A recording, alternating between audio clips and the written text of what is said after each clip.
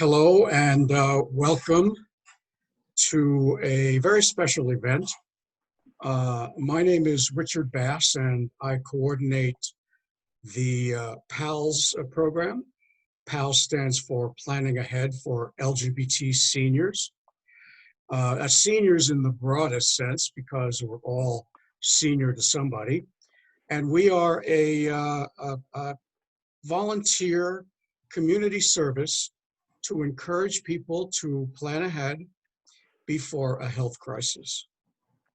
And our presentation today is entitled Planning Ahead for Dementia, One PALS Member's Personal Journey with Mild Cognitive Impairment. I think you're going to find this extremely heartwarming, and I'm very, very proud to introduce the person who's going to be interviewing, and that is Brian DeVries, and the person to be interviewed and to share his personal journey, Rob Weiser, both of whom are members of the PALS Steering Committee. So it's my pleasure to introduce to you Brian and Rob. Take it away. Hey, thanks, Richard. I appreciate being able to be here with you and to speak to you and to Rob about his experience. There are many forms of dementia, as I think we're sadly all aware, and today's presentation highlights one particular form and one particular person's personal journey and experience with mild cognitive impairment. Through our discussion today, we hope you'll learn not only more about mild cognitive impairment, particularly in this case caused by cerebral small vessel disease, but also about the process and personal experiences of learning from a person who has this condition and how we might benefit from his words and his experience to better prepare for a future that might include dementia. To do this, let me introduce our colleague about whom you've heard, Rob Weiser. Rob's 74 years old and came to us in the desert here from New England. About 6 years ago, following a couple careers in New England, the most recent of which involves social work. He received his master's in social work and worked as a hospice social worker as well as in geriatric care settings. Rob's been a steering committee member of PALS for the past 4 years, and I want to express our gratitude to you, Rob, for your honesty and openness and for your willingness to share with us today your experiences. Thanks, Brian. And I want to welcome any of you that are listening in on this interview, where I try to give you some sense of what it's been like the last 2 to 3 years since I was diagnosed. It's possible that I have a brain cramp during this presentation, but Brian will bail me out, I'm sure. I'm happy to do my best, Rob. Thank you. So Rob, maybe as we start this, how did this start for you? That is, what did you notice in yourself that led you to speak with your primary care physician, and what was his or her response when you raised this? Okay. Well, three years ago, I had my annual physical with my primary care doctor, and I intended to speak to him about something that had been a little worrisome during the prior year, and that was I was noticing kind of a diminishment of my cognitive functioning. So I did want to bring forward those things that I was concerned about. Now, most of these things we've all called senior moments, and we realize they happen. My concern was that they were happening with more frequency. So I'm sure you've all experienced word search issues, forgetting names, misplacing items, perhaps difficulty accomplishing familiar tasks. And for me, this was a lot of technology stuff.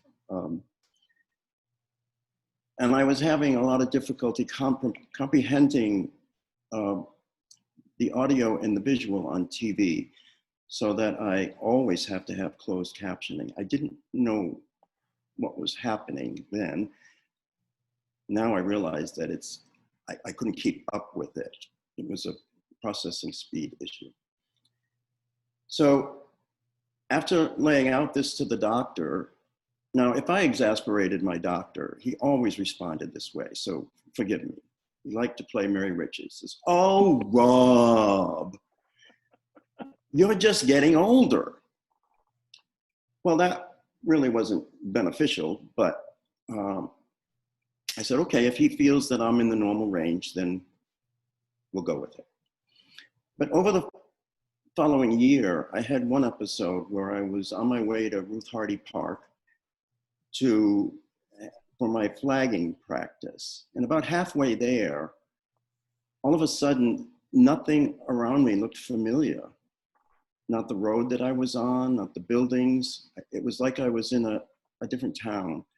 So I took the next turn that I could to park and see if whatever was happening would stop. But it didn't. But I didn't have any pain anywhere. So I put on my map application for Ruth Hardy, and it did take me to Ruth Hardy Park. Unfortunately, it took me to the other side of the park that I had no familiarity with. So now I'm parked in a place where I still don't have any idea where I am. At that point, it was a wow experience and a concerning one. So I just put my home address in and it took me home. Reality kind of set in right about half mile from my home. So that was probably the first time that I've had really an issue where orientation was messed up. So the next time I went to the doctor, I reported that to him, that I had confusion. Is that when you felt he finally heard you? Is that what kind of started to make a change in his response and perhaps a new direction for his concerns? Yes, it did. It was a little surprising to me that he kind of did a little, oh. I mean, reporting that I had place confusion was the kicker. And he then referred me to a neurologist for further workup. And what did that entail? Well, the neurologist put me through several cognitive tests, mini mental, but then a lot of testing reflexes, a lot of medical tests, looking at my eyes and my ears and what have you. And he would explain sort of the connection to the brain, but the major thing I think is that he then put an order in for an MRI. Tell us a bit about what the results of the MRI, I suspect, and this whole procedure for you. Yeah, the MRI revealed, and I've had two, but the first one in 2018 revealed that there was moderately advanced white matter secondary to chronic small vessel disease. What does that mean? Well, I'm going to explain in more detail what chronic cerebral small vessel disease is, but I want to say that it's probably the most common aging problem for the brain that you've probably never heard of. But let's look at some sample MRI images to see what I'm talking about when it says moderately advanced white matter. So on your screen should be 3 MRI images of the brain showing a mild cerebral vessel disease, moderate and severe. And it's differentiated by the volume of the white matter. And the white matter is what the radiologist is looking at to see if you do have small vessel disease. And now if you could put up my slice, there I am. And I have quite a big little concentration of white matter. And then it kind of tails off, but he said it was moderately advanced.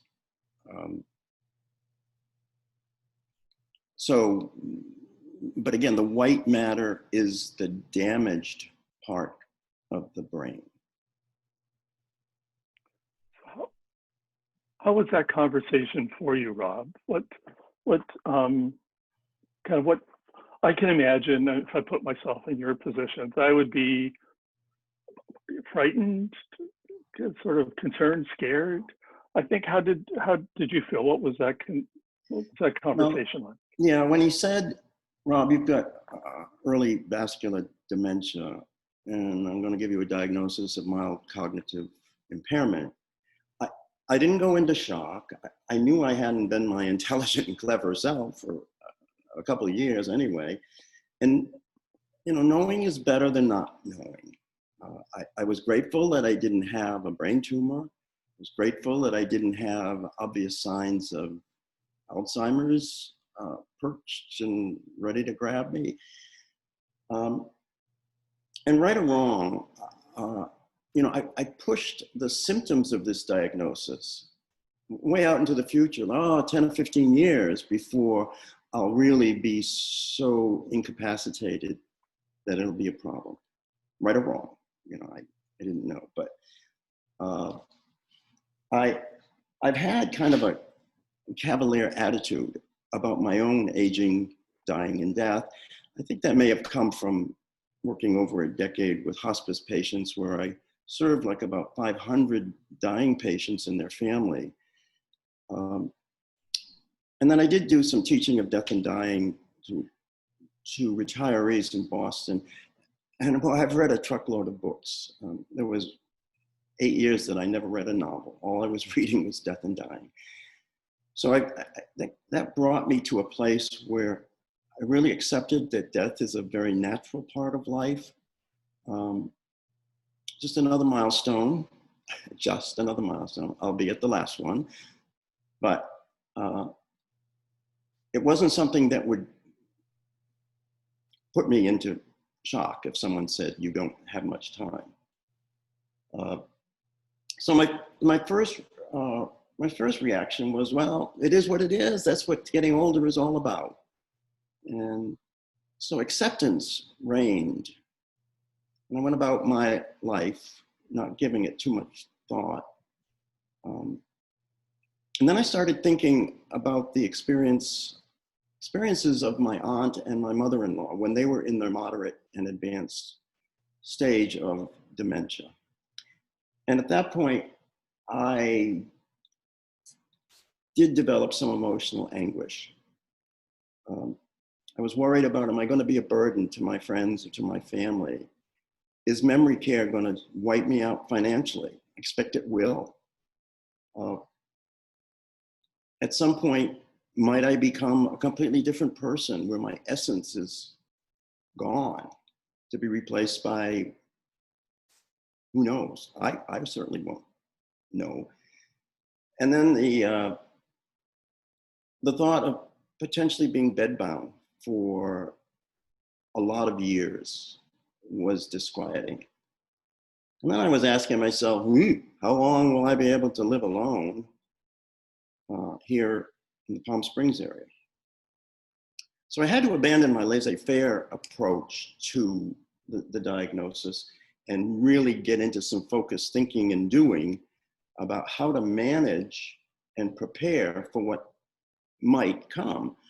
I mean, they had told me first that, well, not everyone is going to develop full vascular dementia, but it's like a 50% or more with your state right now. So To answer your question, sorry I gave you such a long answer. The doctor's information was very factual, and I was very stoic. I didn't really have any emotions at the time that he gave me the diagnosis. It wasn't until a month later or so. It sounds like there's a transition there for you too, as it becomes more personal and as your personal experiences kind of align with it. But what was ultimately the outcome of the conversation between you and the neurologist? Well, although the doctors can glean a lot of information, I think there were like 250 or more slices of my brain that he was looking at. Wow.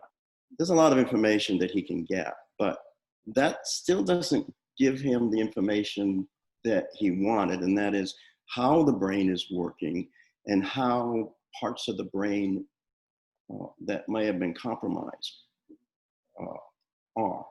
So then he referred me to a licensed neuropsychologist for extensive testing. So we've heard, I know that you and I have talked, but it'd be interesting, I think, to hear more generally about this test, this extensive kind of battery of tests, really, from the neuropsychologist. Yeah, well, more detailed testing is, it helps to determine the degree of memory impairment, the types of memory that are most affected, and whether other mental skills are also impaired. And that's probably the more important part. And the elements of the test, there was some memory, of course, but it was orientation, attention, ability to name objects, visual spatial skills, following verbal and written commands, ability to name objects, oh, I said that, no. Planning and abstract thinking, copying complex shapes, problem solving, executive function, and motor and sensory skills. So it's not just about memory. And normally these tests are like 3 to 8 hours. Mine was 5 hours, and some of the tasks and questions were easy. I felt kind of silly being there. But then there were some that really challenged me and that bothered me, because normally I am a good test taker, or I had been a good test taker. And being confronted by tasks or questions that I knew I could do easily 5 years ago was a little bit of a wake-up call. And one purpose of this evaluation is to determine whether I could continue to drive, whether I could continue to manage my own money, live in my own home. And I didn't worry that my impairment was going to rise to the level of those things being impacted. But I will say that just before we're ready to start the test, she said, "Rob, I have to tell you that if the results show that it may not be safe for you to drive, I am required to inform DMV." Well, that added a little element of anxiety as we're starting the test. And but I understood. I mean, that certainly makes sense. I mean, it does, and I can imagine hearing that, especially as you're prepping to start this long test, that isn't the most comforting thing to hear. What was ultimately revealed by the test? Well, let me read you I think it was about 10 or 15 pages, but here is the summary. The neuropsychological test profile revealed mild cognitive weakness congruent with a diagnosis of mild cognitive impairment with vascular etiology.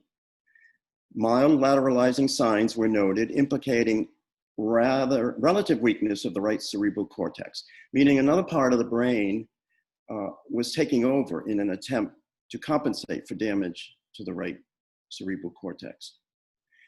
But the important thing was the last sentence when she said, "The test profile concludes that my capacity for independence across all activities of daily living was intact." So yeah, I had some stuff that I needed to be aware of, and I didn't know what the path was going to be. But at this point, I was good to go in all the activities of daily living. So I mean, that must be comforting, yes. Notwithstanding sort of the way it was set up and prepped for you. What was the follow-up to that? What did the neuropsychologist ultimately recommend? Yeah, well, there's very little that can be done, but she said that because of my cognitive impairment, that she gave me some recommendations where I should approach tasks in a slow and methodical manner, try to avoid multitasking, which I always did. I was encouraged to use a memory log, which I always had in my back pocket. It was very helpful. It wasn't just for names, it was for a lot of things that I needed to remember. I recommend that to anyone. She also said, you've got to avoid fatigue, manage my chronic pain. She knew that I had lower back pain, and to continue my exercise with particular emphasis in cardiovascular. Although she said, don't eliminate the strength. And then she wanted me to enhance my ability in meditation, mindfulness, and deep breathing, which I've always subscribed heavily to those relaxation modalities. So is at your expense, or is this a Medicare covered series of tests? Oh, well, Medicare pays for these tests, but they'll only pay for one every 2 years. So I do have another one coming up soon. Will it be the same length, pretty extensive test? It'll be somewhere between 3 and 8 hours. Wow, those are long periods of time. So Rob, you mentioned both mild cognitive impairment and small vessel disease. Would you mind sharing with me and those who are listening a bit about this disease?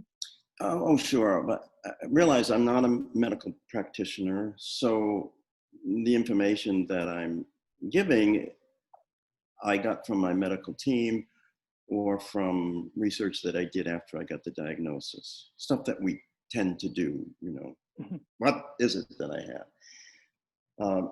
But cerebral small vessel disease is also called white matter disease, and it's a consequence of the narrowing of the smaller blood vessels that nourish the brain tissue. Just as larger blood vessels in the heart can accumulate plaque and inflammation and chronic damage over the years, so can smaller blood vessels.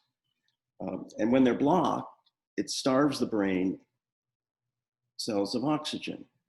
And when they're starved of oxygen, that changes the appearance on the MRI. And that's what the white matter is. It's damage. And when the radiologist sees that, that's where he will probably turn to cerebral small vessel disease as a reason for it. Okay. So that's what we were seeing in the slide that we had showed from your MRI.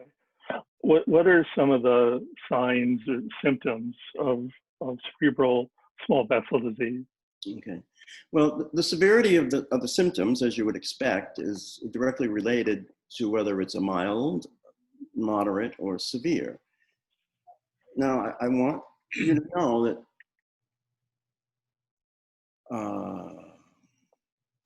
know that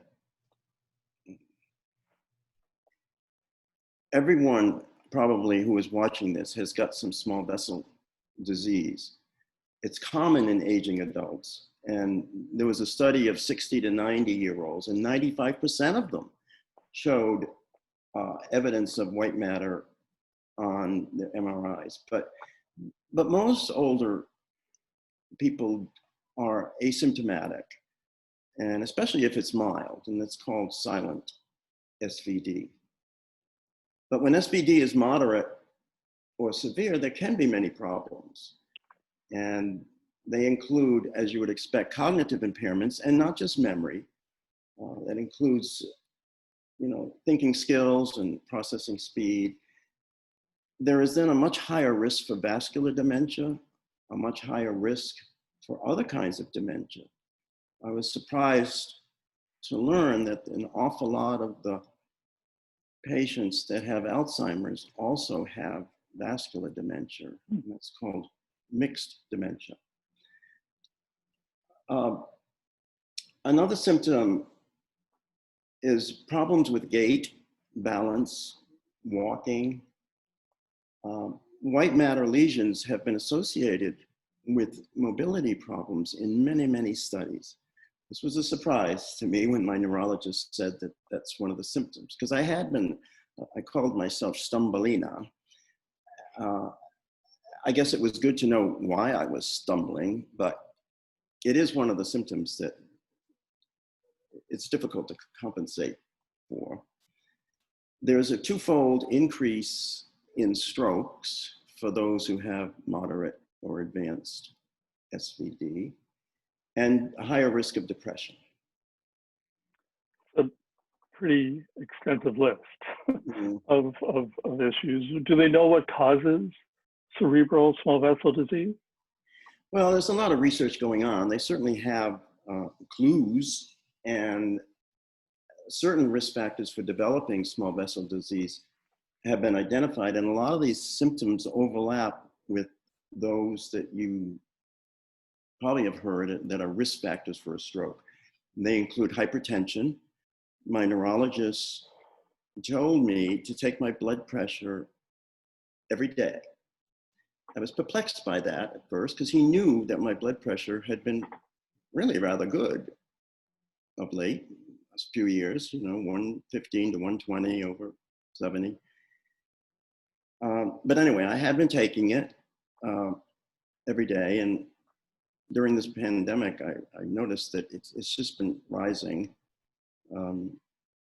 So it's like a 145 over 88, and that if the diastolic is at 90, they consider that high blood pressure. And I just don't want that risk factor to be evident in me. I'm hoping that the reason why the blood pressure has increased is because I've had less physical activity since I've been staying at home than I did prior. But anyway, I'll be watching that. Other risk factors are high cholesterol, atrial fibrillation, diabetes, smoking. I'm an ex-smoker, so I'm sure there's some residual. And age. And age actually is the most important of the risk factors. And unfortunately, you can't do anything about that. Right. But because we're now living so long, the SVD is becoming more and more prominent. So the older you are, the more apt you're to have it. So that's probably led to kind of more work in this area too, I would suspect. Do you know if there's any treatments for SVD? Can it be prevented? Well, they're a little stymied, except to come back to blood pressure. Treat the SVD as if you would be treating for high blood pressure. And it has been shown that managing your blood pressure does slow the progression of white matter changes.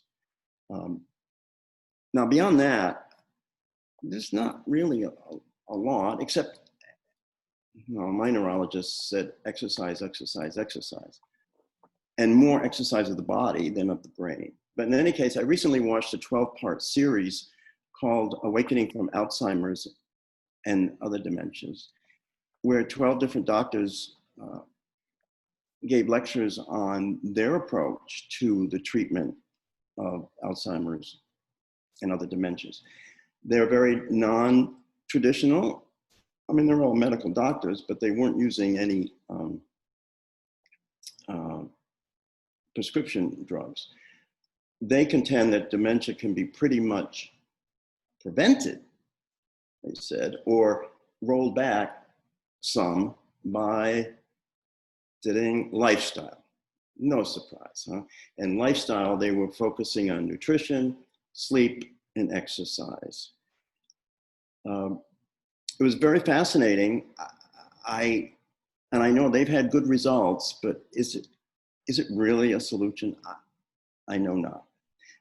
But anyway, for nutrition, they said, to focus on plant-based, stay away from sugar as best you can, have healthy fats, coconut oil, eggs, fish, nuts, grass, and fish, not grass-fed beef. Don't eat the grass. Oh, I don't know, maybe okay. One thing that was interesting was almost all of them mentioned coconut oil and MCT oil as kind of being a super duper for the brain. And apparently it converts to ketones, and that is an energy piece for the brain.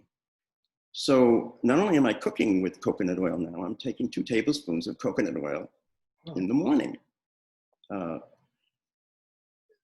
But it's not that I have accumulated all of the supplements that they mentioned. Otherwise, I'd be taking 50 pills a day and spending. Yeah. But it was interesting. So besides nutrition, you have sleep. Don't short yourself on sleep. It is so critical for brain health. It's when you're sleeping, it's the time that the brain is recovering from the rigors of the day. That's when the waste is that was created by its activity is sort of sent to other parts of the body to be expelled. There is not a lymphatic system or anything up in the brain. So it's sleep that really does that. Pay attention to sleep, quality sleep, and pay attention to exercise, and especially cardiovascular. And you know the routine on exercise. You know how much per day and how much per week. But right. So that was their solution, lifestyle. So you've already made references, I think, to some of the ways in which you have accommodated and adapted your life to include that. But I wonder, as we move into some now of your more personal experiences, how would you say having mild cognitive impairment has had an impact on your life? Well, yes, it has had an impact in various facets. On the memory side, you would expect some things. I was a little surprised over the last year. My auto insurance was canceled due to non-payment. I forgot to register my vehicle and had to pay a penalty. I forgot to renew my driver's license. And the trash collection service was suspended for non-payment. Now, this had never, ever happened to me. I was a CFO at one point, and paying bills was important. So it was very unusual. I also was having another type of symptom that I love to read and I love to watch movies. And whenever the movie ended or whenever the last page of the book, when the book was closed, the book was out of my mind. I couldn't remember the title, I couldn't remember the characters, couldn't remember the theme, or what have you. But it didn't matter because I'm in the moment, and I so enjoyed it in the moment. And if I wanted to read it 6 months down the line, I can read it again because I know I liked it and I don't remember all of those details. I've had some trouble organizing my thoughts. I've noticed that at lectures that I've been to, I used to always ask a lot of questions and make some comments.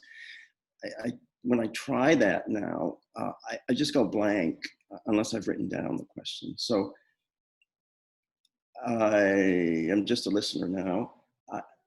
Steering committee meetings sometimes can be a challenge for me. These are smart people and there's a lot of conversation and it's back and forth and fast. I can't keep up. So it's hard for me to make meaningful comments and suggestions.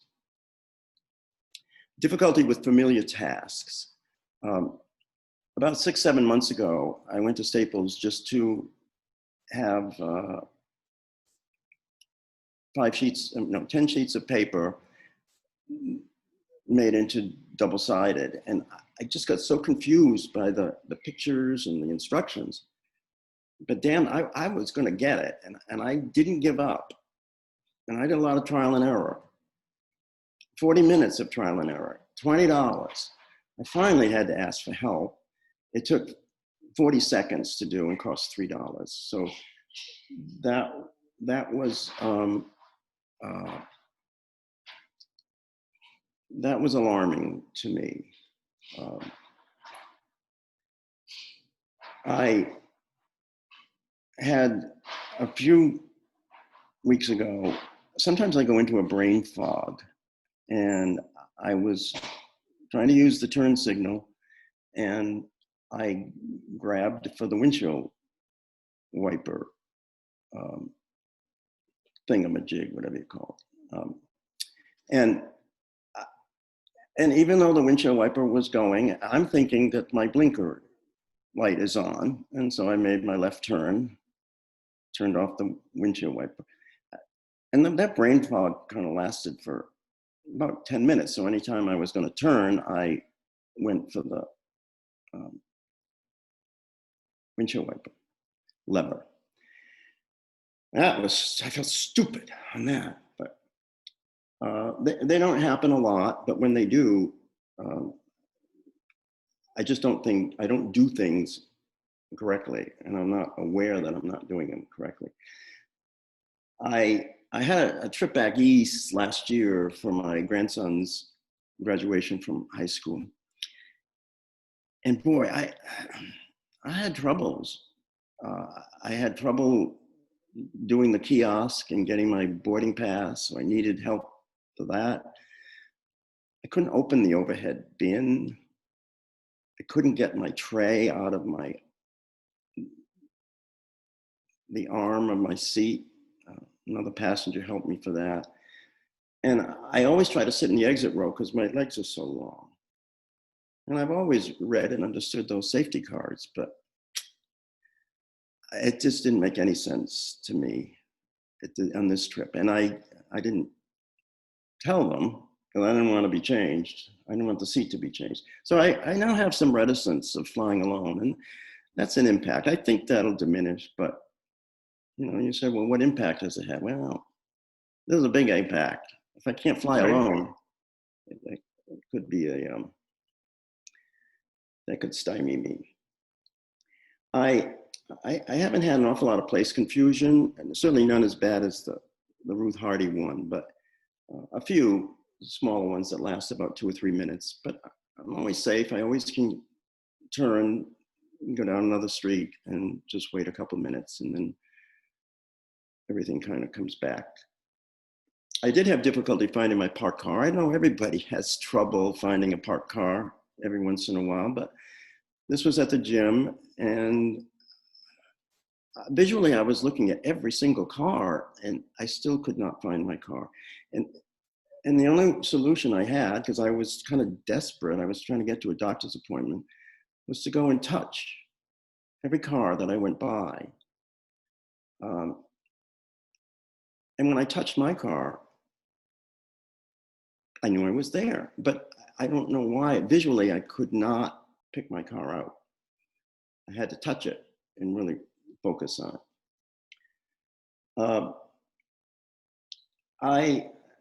It's that interpreting the dialogue on the TV is a pain in the butt. And also, it's doing what she asked me not to do, because if I'm reading the subtitles or the closed captioning and then trying to look at the action, I'm multitasking. And so I'm apt to get into some confusion.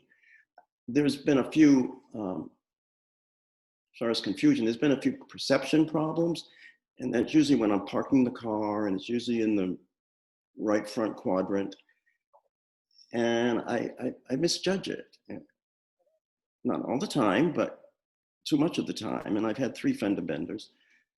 So now I no longer will parallel park, and I no longer will park between 2 cars in a parking lot. I'll go off into hinterland to not have to do that. Now, as far as my socialization, I used to be a master of double entendres, and I used to think that's what made me fun and interesting. And that's something that requires pretty good speed in flipping thoughts and words and what have you. So it's a big loss for me, and I find that I'm not as willing to go out in groups of small 4 to 6 people because I don't have the confidence in conversation. although I'm beginning to feel okay with just being silent, a silent observer and listener. Uh, but the, but I don't have the problem with larger crowds. That's why I feel so comfortable at Oscar's tea dance. I just have to look pretty, and then I dance and I flag. And the interactions are very short,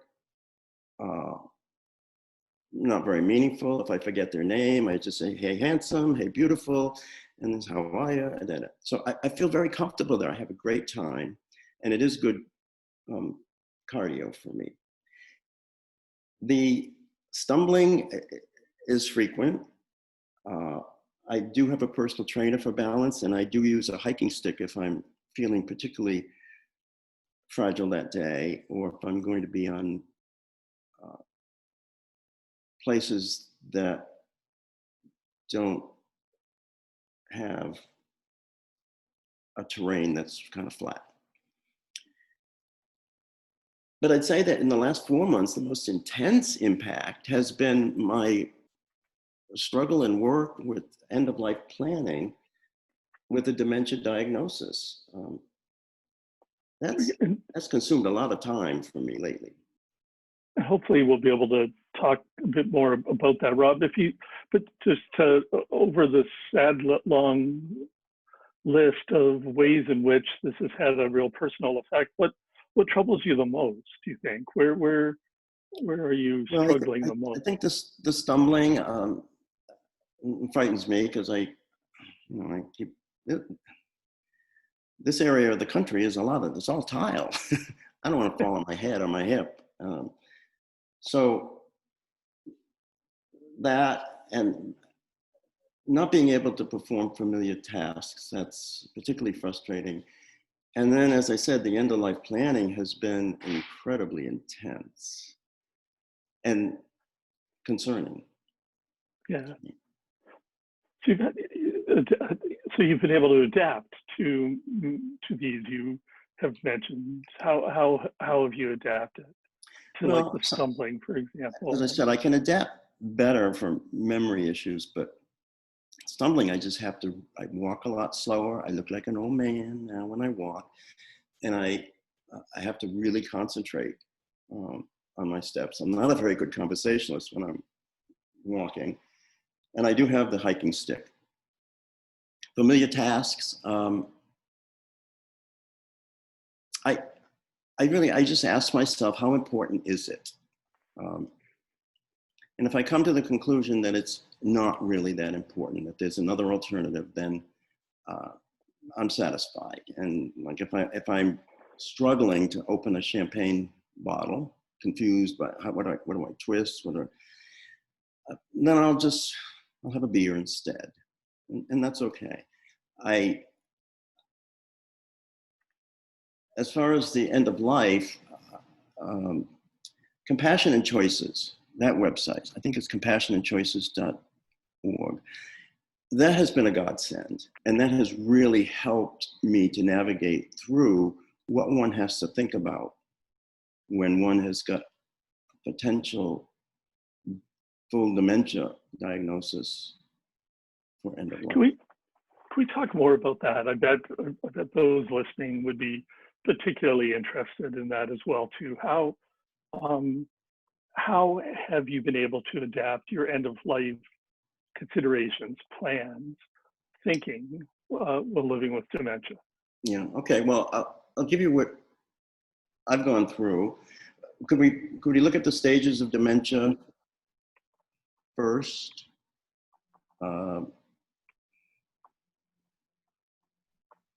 Next one, I believe. Okay.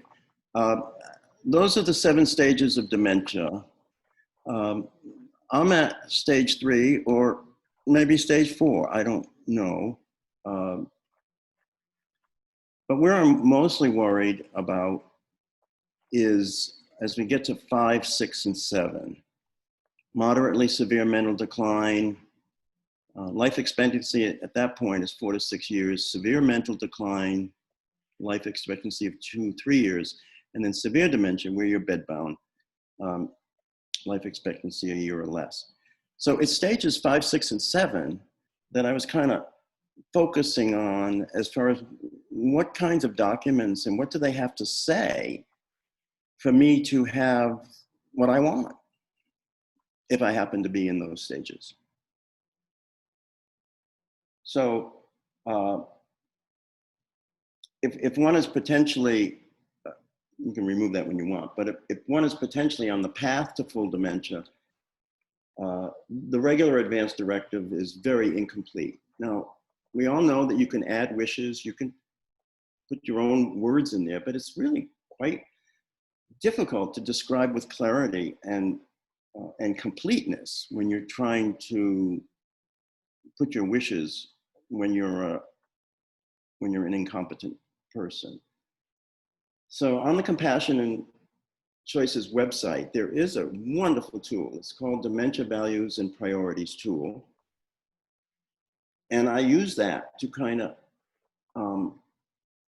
sift through options as far as what my values are, and then what I would say I want for treatment or not treatment, depending on where I was. So when you go through that Dementia Values and Priorities tool, it will automatically generate for you a dementia provision as an addendum to your advance directives. So, and when you're doing that, it's important to have your agent, which is your durable power of attorney for healthcare, and for close friends and family, maybe your doctor. But in case you were wondering, medical aid in dying, that law that was passed recently in California, is not applicable and not an option for dementia patients, because it requires that you be competent, it requires that you have a diagnosis of 6 months or less, neither of which would probably be true for someone with dementia. If you're less than 6 months, you're certainly not competent. So I had to focus, I had to look elsewhere, and I focused on voluntary stopping of eating and drinking as my, I hate to say this, but my means of escape, if need be. And it's also referred to as VSED. That it sounds like that could be stressful and uncomfortable to neither eat or drink for the number of days required for it to kind of have this effect.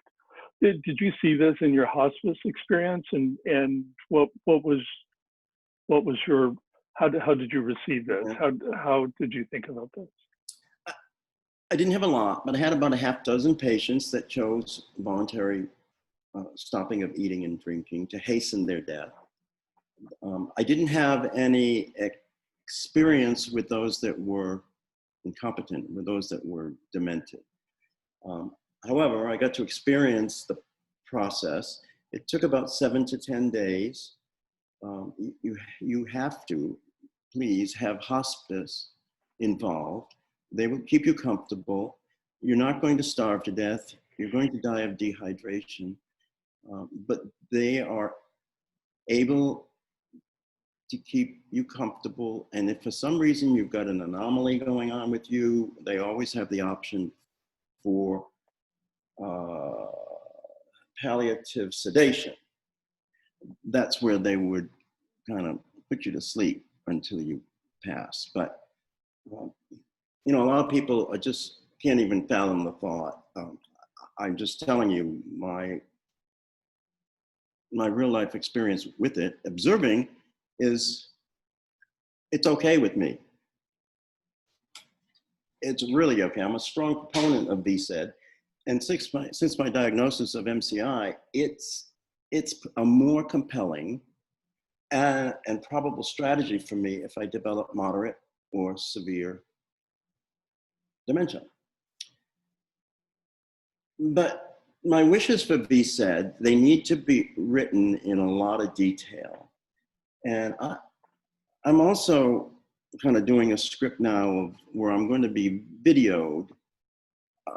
You know, I'm competent now, and I want to say in my words, not just in writing, what I really wish, so that my brother, who is my agent, can use that perhaps as I don't know, more evidence of what my wishes are. So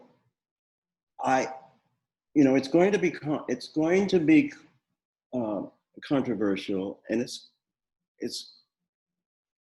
where it's going to be most controversial is when you're still able to eat and you have had your last meal, which showed that you had some interest in food. But my brother, my agent, is saying, oh, but the way he is functioning right now,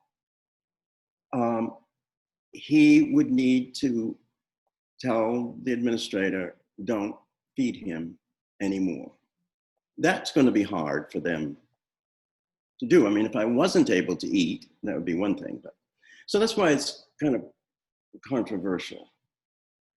It's one of the ways in which dementia poses a special problem, I think, for end-of-life care. I wonder if we kind of back up a bit and think more generally of the kind of issues, or could you say a little bit more about the problems dementia in particular poses for end-of-life care? No, I mean, certainly the first thing is that the intellect is, your mental decline is going to happen before your physical decline.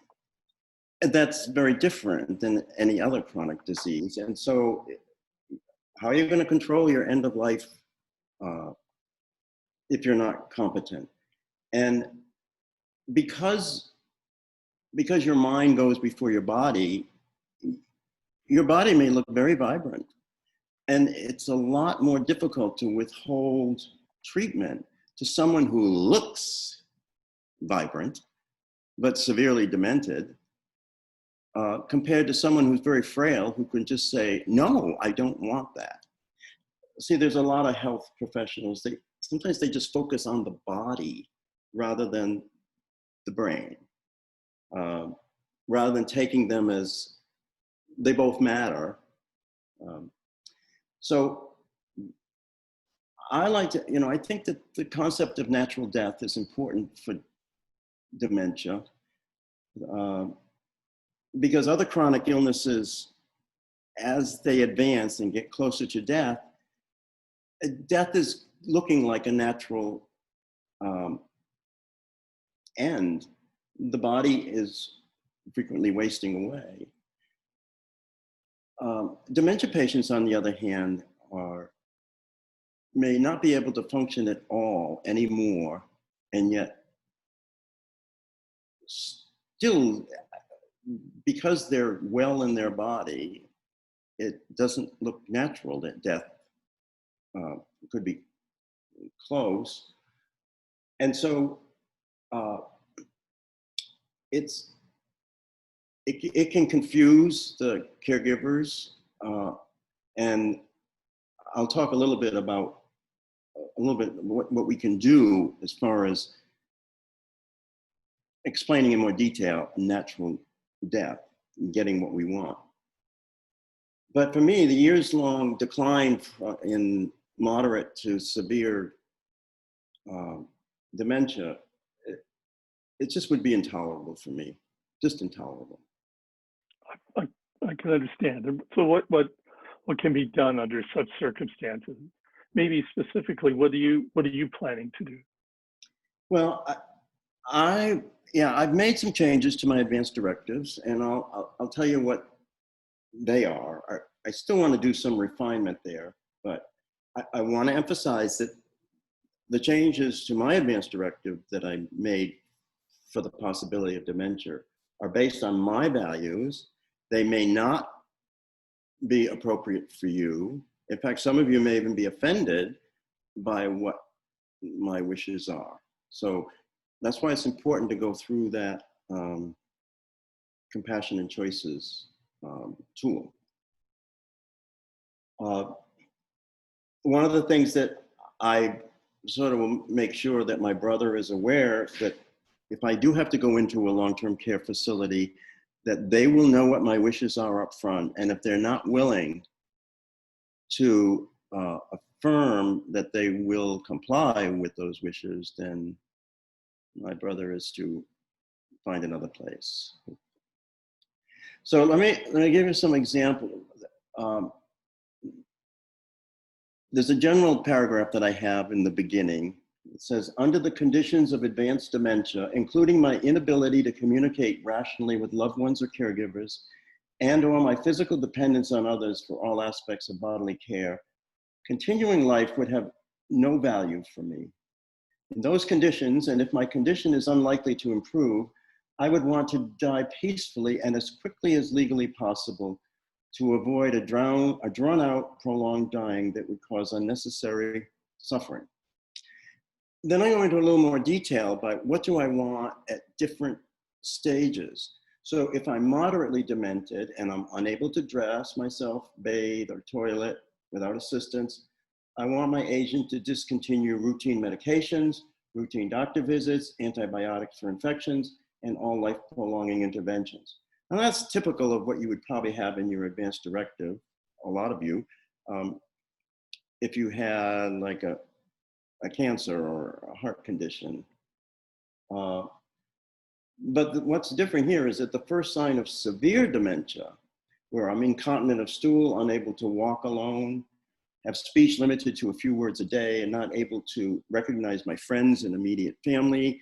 I want to be kept comfortable with hospice involvement in my care while stopping all treatments, here it is, and withholding food and water so that I can die peacefully. So you must have an agent who will be a strong advocate, and your agent should insist on your admission to an enlightened hospice. Most hospices will support someone who wants VSED. Many hospices will support those that are in their advanced directives, even though they were written when the person was competent and the person isn't competent now. But if the hospice is associated with a religious organization, then it's less apt to be willing to execute or to care for you if you voluntarily stop eating and drinking, because they'll say, well, we're participating in a slow suicide. Yeah, can I ask about that in particular? That wouldn't I might expect that there'd be some pushback in a choice to withhold food and water. And couldn't it be the case, would you envision, that a facility might want to manually feed you as part of the basic care that they are licensed to provide? Yeah, Brian, I have talked to a couple administrators of long-term care facilities and brought this up, and they said it isn't black and white, but it would probably be difficult for them to allow VSED for a demented patient because, as you said, their basic care definition includes providing food and getting it into your mouth. So, you know, what I would do, and this is, again, I'm writing this up in my advanced directive, is I believe that if you're fed, that is forced medical care. And that's not a natural death if it's a forced medical care. Even though I would like them to accept VSED so that it could happen with no food even being around, maybe you can help them define basic care as where they put food in front of you, but then don't feed you. So you would have to be at a point where you're not able to eat or don't know how to eat, but at least that gives you an option to go with kind of a variation of VSED. But to me, being able to die naturally means no forced medical care. And I think someone feeding me is forced medical care. That's clear. So thank you. Well, So, Rob, well, our hour is kind of nearing its conclusion here, and I'm so impressed with your honesty and openness and the thought you've put into this, and your generosity of spirit and to share with us here today. So thank you so much. I wonder if, kind of as we conclude, if you have any final thoughts you'd like to leave us with before we turn this over to Richard. okay. Well, let me just say one more thing on BSED, because that whole area for dementia patient is still evolving legally. And so there's no guarantee that my BSED wishes will be honored if I am incompetent. And what they say is that the argument is that your wish was made when you were competent. And now you're in a demented state, you're a different person. So you may approve of your life as it is now. Well, you know, I say that's BS. I know what I was, and if I'm not what I was, life doesn't have value for me. But that's going to be one of their arguments. But I can always go and leave the institution and go to a private home, bring in hospice, and then you can have your voluntary stopping of eating and drinking. I just say that's why these discussions are so important, right? Because that might be at a time when you cognitively are not able to, but your agent will on your behalf. And so how important it is to have the thought that you have put into of these kind of issues and discuss that with those you trust and who will be care providers. And I have to have continuing conversations with my brother. I mean, keep repeating, because, you know, if he wants to use the argument about basic care or what have you. But one of the things I do want to mention is vascular dementia does differ from Alzheimer's, in that Alzheimer's is kind of a slow progression, but it's linear, a progression of cognitive decline, but it's linear. Vascular dementia apps to be stable. You know, I could be stable for many years, and then boom, there could be a big bump down in cognitive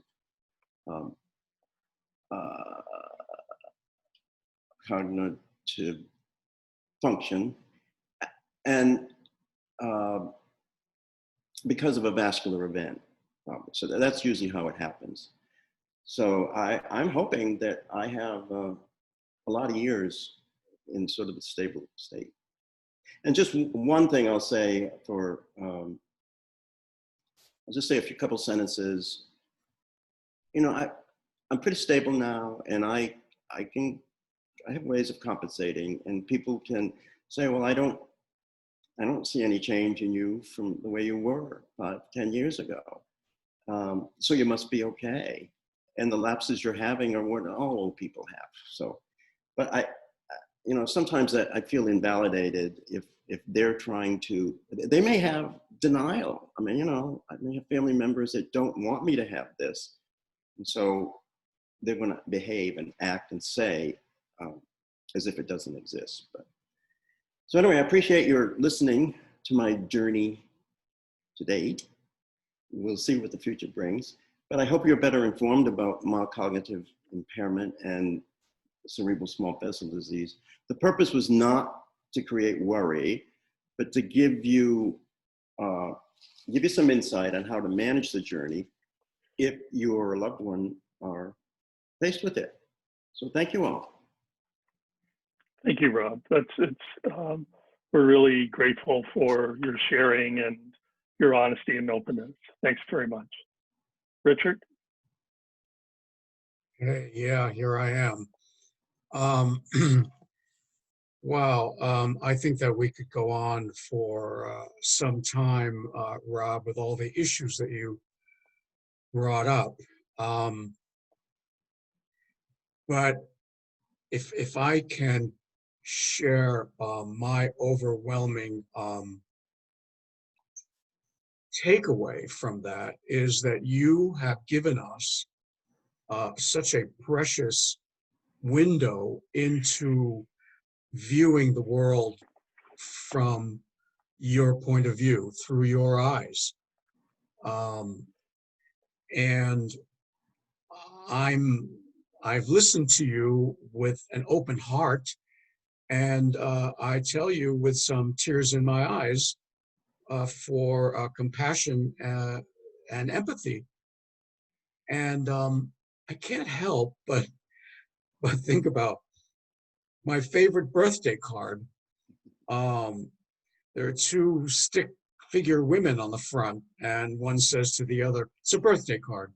Yeah, and one says to the other, we'll be friends until we're old and senile. And then you open up the card and it says, and then we'll be new friends. Oh, Richard, I want that to be you and me.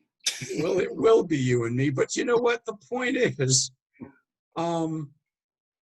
we make jokes. We make jokes about cognitive impairment.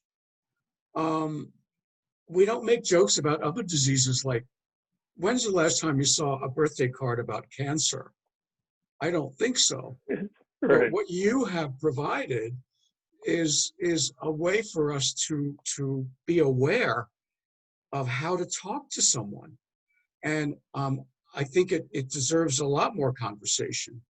I mean, if someone says, for instance, when they're in that fourth or third stage, I have to go back home because my brother is coming, and you know there's no home and there's no brother. I mean, how do you talk to someone? And so it's just there's so many issues. But the most important thing is that you've gave us an opportunity to have compassion for what you're going through. And that is a legacy to us. And we appreciate that very, very, very much. Now, for those of you who are listening to this, if you're not listening from our website, from the PALS website, please visit us at palsindethedesert.com.